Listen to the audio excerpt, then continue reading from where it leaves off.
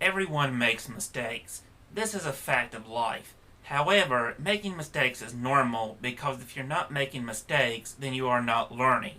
Still, in this day and age, learning is the last thing that anyone has in mind. It's much easier to go and excuse one's failures and shortcomings on someone else because heaven forbid if so-and-so was wrong. Or maybe it's not a matter that they're wrong, it is simply that things aren't going the way they wanted them to. By example, having the cashier at a restaurant or mall being rude to you.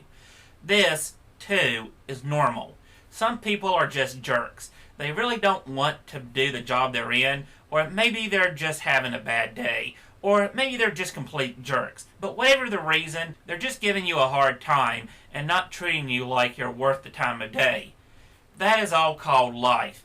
It's not fair, it's not pleasant, and it often doesn't go the way one wants it to. However, it is what it is. One thing that it usually is not, however, at least in the United States, is overtly racist or sexist. Oh sure, racism and sexism is going to exist for as long as there are people in this world. I'm not saying that these things do not happen. However, at least in this day and age, not many people are going to be openly racist or sexist towards other people, especially when this can cost you your job, loss of standing in your community, and a loss of status among your peers. Yet, because of what I just said being true, most people are still going to use racism/sexism as a valid excuse for why they did not achieve the results they wanted or got treated in a certain way, and yes, this stuff has to stop. I, odd enough, believe that blacks are equal to whites, and I believe that women are equal to men. I really should not have to say this, especially when over 90% of the United States population tends to agree with me on this, so why are we all still using the race/gender card? If people really are equal to one another, then wouldn't bringing up race or gender as an excuse do nothing more than further ingrain into other people that the two groups are not equal? Now, I don't mind bringing up injustices where injustices exist, but casting one of these groups as a perpetual victim, no matter how good he or she has it, isn't there something wrong with that? For example, if I set out to do something and it failed, or if someone was just downright nasty to me, as a straight white male, would I be able to say that I have been discriminated against? Of course not. People would have called it just having a bad break, or that I wasn't good enough to achieve what I set out to do, or even that I may have deserved whatever abuse was thrown my way given the state of my current personality. They definitely would not have accepted the entire race/gender card that I would have attempted to use simply because I was born with the wrong skin color and set of genitalia. If someone is mean and nasty to you, you're expected to deal with it the best way you can. To be part of an unprotected class means there is no safety net, no one cares about you, and you either sink or swim on your own. Put more simply, being black or being female means you have someone to hold your hand, to support you, and say, there, you're daddy's little angel. We will protect you from all those big, mean people. In essence, being part of a protected class means you never have to leave childhood, which is great when all you want out of life is to have things presented to you on a silver platter. Why compete on a level playing field with the unprotected class when, rather than having to rise up to meet the standards that are in place, you can have the standards lowered to fit your own personal requirements? This can already be seen in the mental requirements for entering colleges for blacks or the physically demanding jobs for women. But hey, that's affirmative action for you. I mean, seriously, how can the inferior races in gender compete with the all-powerful white straight man? We all know that such physically, mentally, and morally superior beings will actually outclass everyone else without even trying. It's not blacks' fault that they're too stupid to compete with a white man or that women are mentally deficient in the head. Again, this is why we have affirmative action.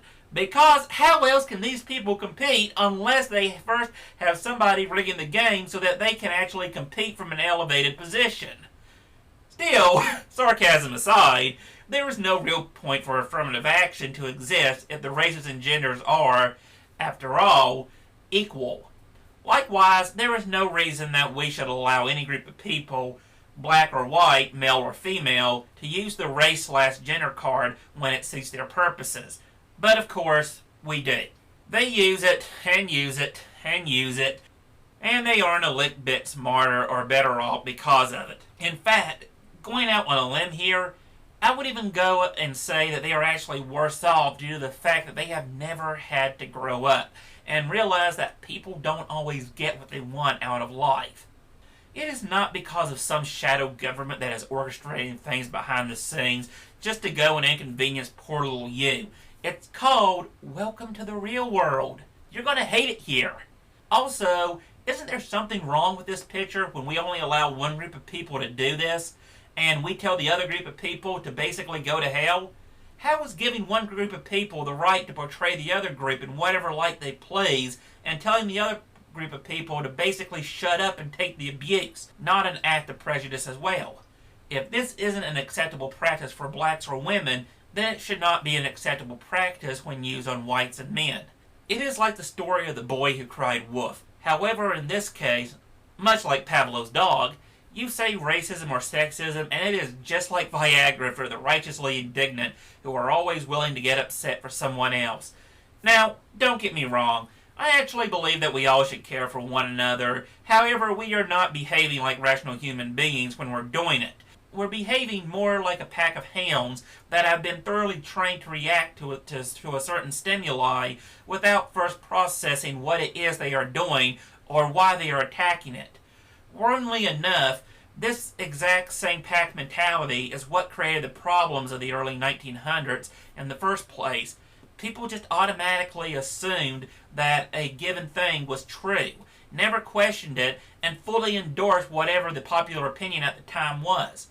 In both of these cases, there is one constant. The norm says this is true, therefore, it is true. The norm says to act like this, and therefore, we act like this. There is no true thought or intelligence being demonstrated here. It is a set of instructions that has been preemptively programmed into the human psyche, and much like any given machine, we act them out accordingly. If people say to get offended, we get offended. If people say that blacks are oppressed, then they are oppressed. If people say that whites are evil, then whites are evil. We have all been handed something that has been presented as true, and we don't question it. Except for me, obviously, or else I wouldn't have been writing this. I seriously do not believe that morality and self-worth should be judged by one's skin color or gender. Just to get that out of the way with. I should not be treated as subhuman, however, just because my skin color is white, no more than a black person should be treated as a non-human, what with what happened back in the 1800s. Likewise, being female should not give you a free pass in life any more than if you were male. I keep hearing people saying time and again that they want to be treated equally, that they want to be treated like everyone else, and that is what I am doing. I am treating blacks the same way I would treat them as if they were white, just as I am treating women the same way as if they were men. Guess what?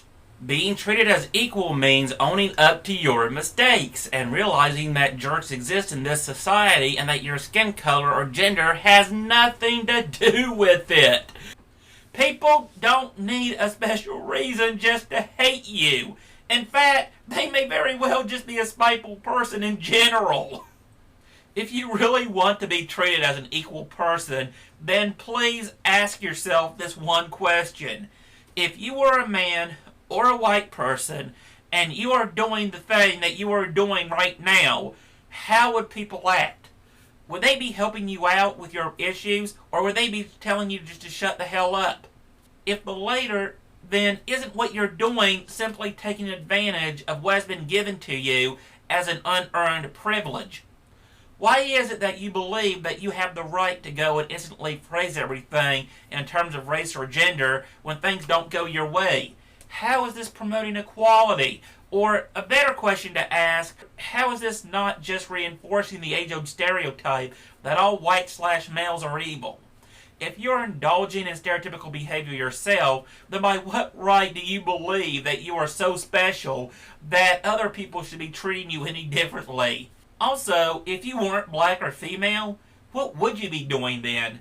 Race and gender are out of the question because no one would want to hear it or would really care. So what other options are available to you? If there are other options available, then why did you default to using the race/gender card? Again, I am treating blacks as if they were white and women as if they were men, which is to say, these two groups of people do not get a free pass. If blacks and women want to be treated as equals, then they need to quit relying on the knee-jerk behavior that racism and sexism brings with it and start acting more than some spoiled child who doesn't get their way. Equality begins with the self, the individual.